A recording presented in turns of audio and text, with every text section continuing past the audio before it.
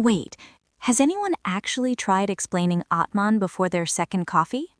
Not willingly. I mean, the idea of self, beyond all the noise, that's dense even at noon. And today, it's all about those first steps in the Katopanishad concentration, that whole inner journey. Balur, hang tight while we grab everything we need before we kick things off.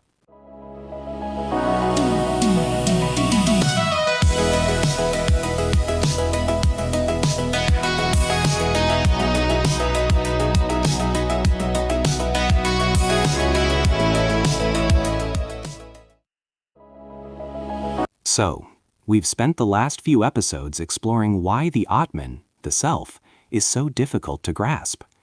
We talked about how logic fails, how it can't be taught in the conventional sense.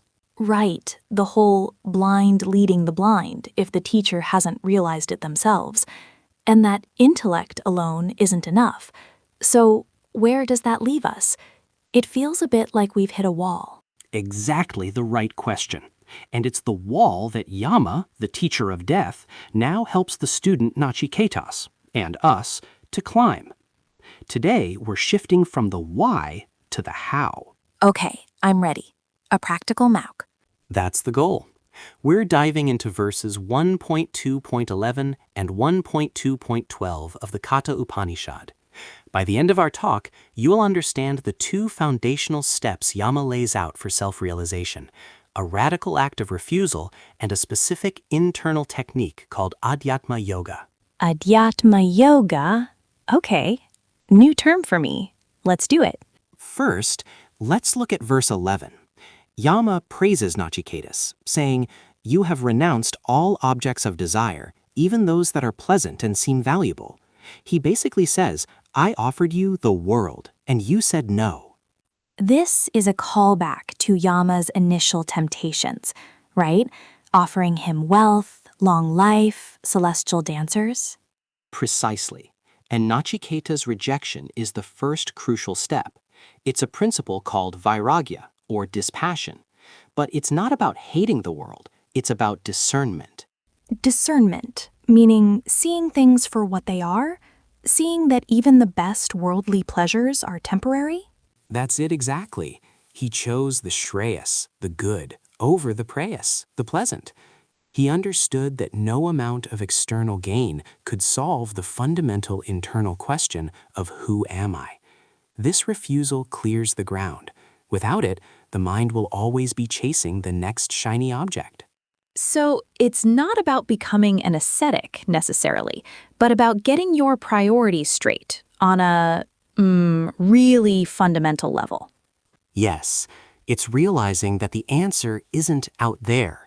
And once that's settled, and only once that's settled, can you take the next step, which Yama reveals in verse 12. This verse is the core of the practice. Yama says the wise realize the Atman, which he describes as hard to be seen, lodged in the inmost recess, hidden in the cave of the heart, through Adhyatma Yoga. Okay, let's break that term down. Adhyatma Yoga.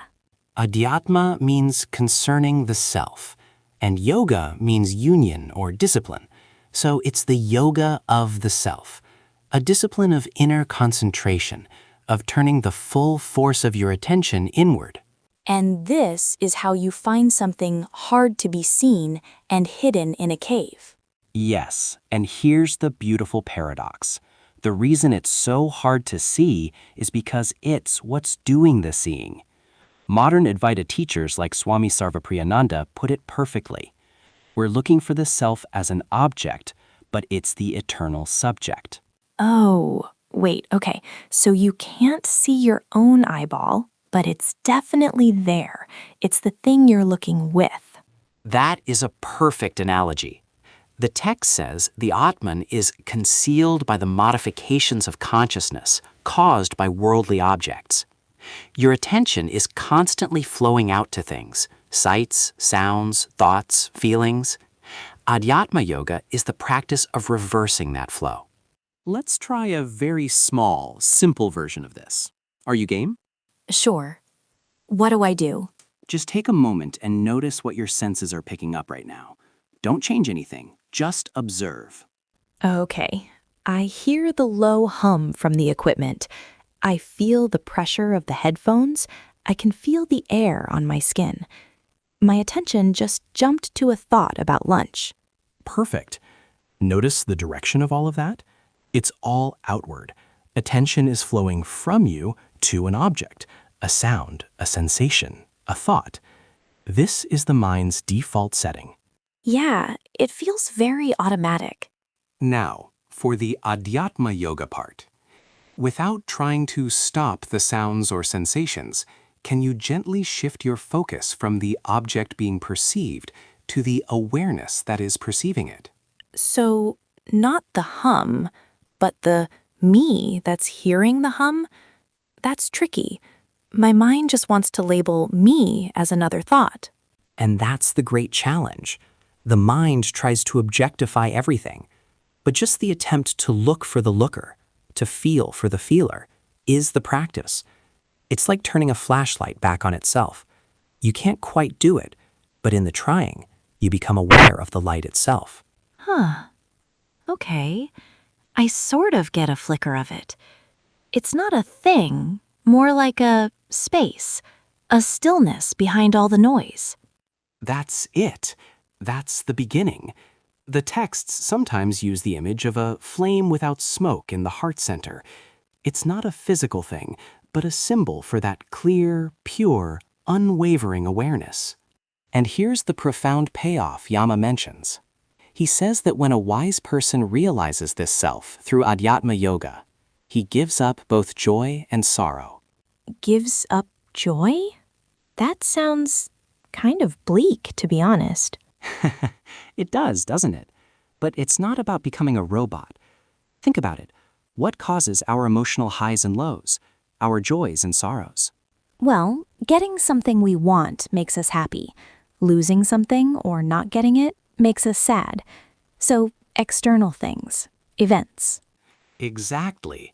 Joy and sorrow are two sides of the same coin of duality, and they are entirely dependent on external objects and outcomes.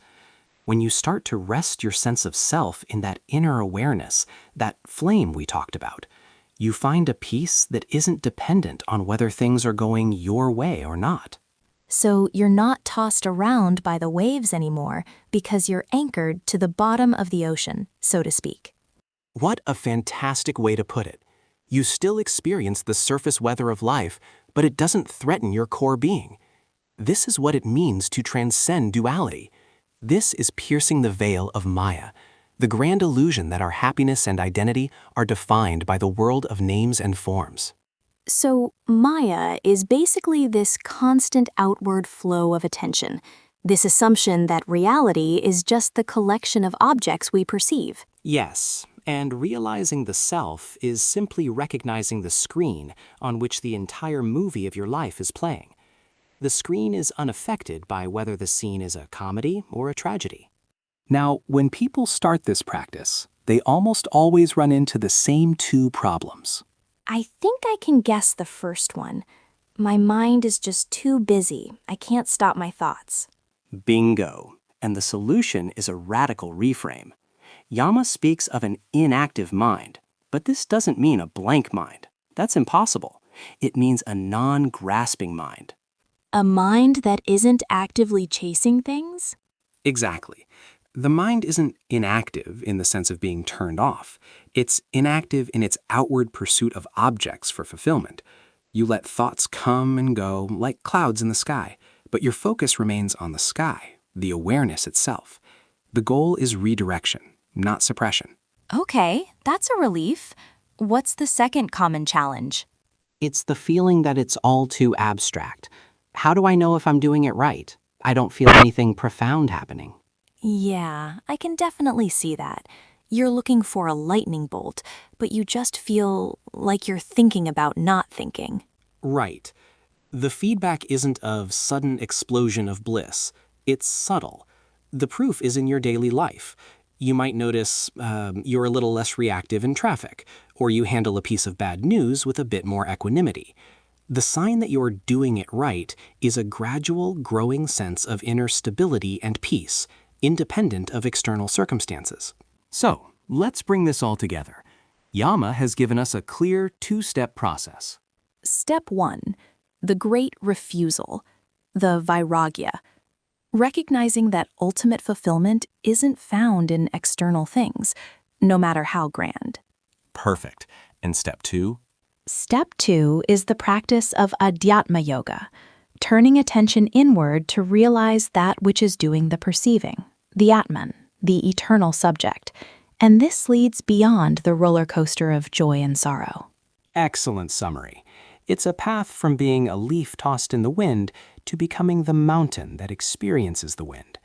So for your practice going forward, here's a simple suggestion. Homework.